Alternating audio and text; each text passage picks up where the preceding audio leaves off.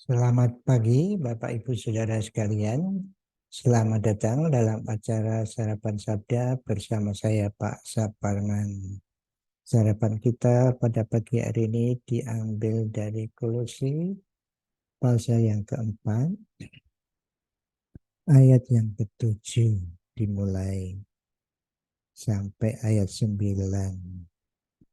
Semua hal ehwaku akan diberitahukan kepada kamu oleh Tikhikus, saudara kita yang kekasih, hamba yang setia, dan kawan pelayan dalam Tuhan.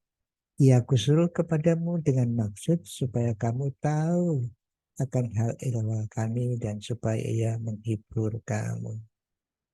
Ia kusuruh bersama-sama dengan Onesimus, saudara kita yang setia dan yang kekasih, seorang dari antara kamu.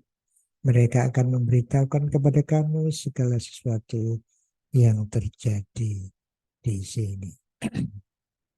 Bapak Ibu Saudara, ini Rasul Paulus mengirim surat kepada Kolose. Rupanya yang membawa surat itu yang namanya Tikhikus.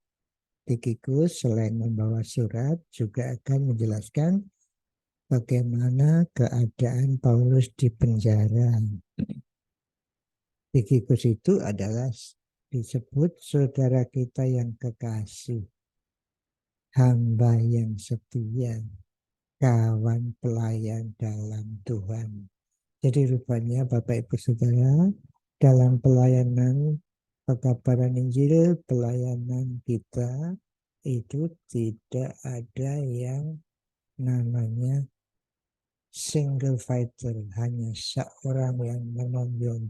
Semua itu kerja sama. Paulus temannya banyak.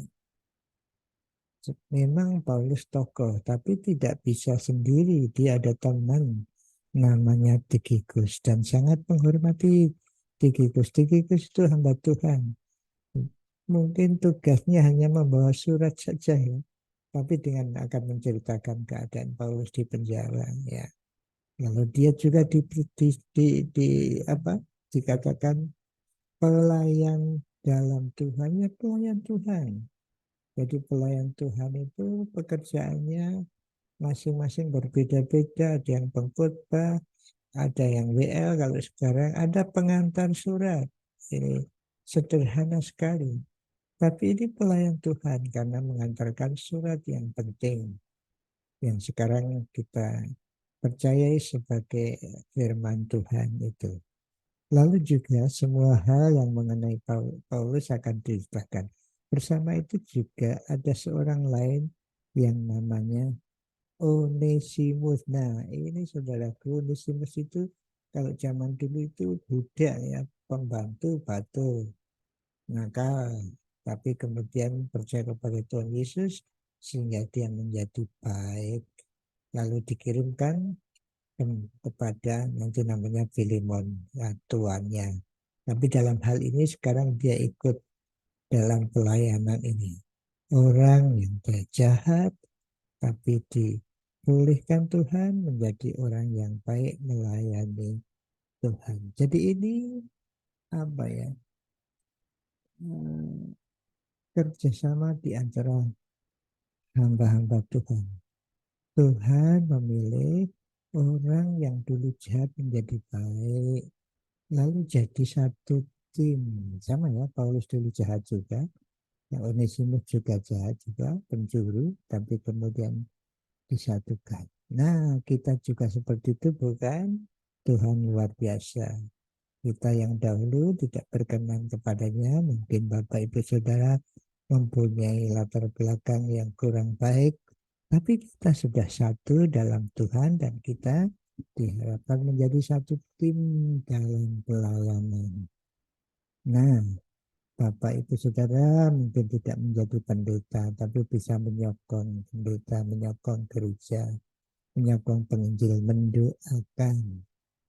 Atau Bapak Ibu yang sudah tua, sudah berpengalaman hidupnya dalam kehidupan Kristen, bisa menjadi penasihat-penasihat, menasihati orang-orang yang muda, pendeta yang masih muda itu juga perlu nasihat, perlu pandangan, karena Bapak Ibu sudah memiliki pengalaman hidup di dalam Kristus selama ini.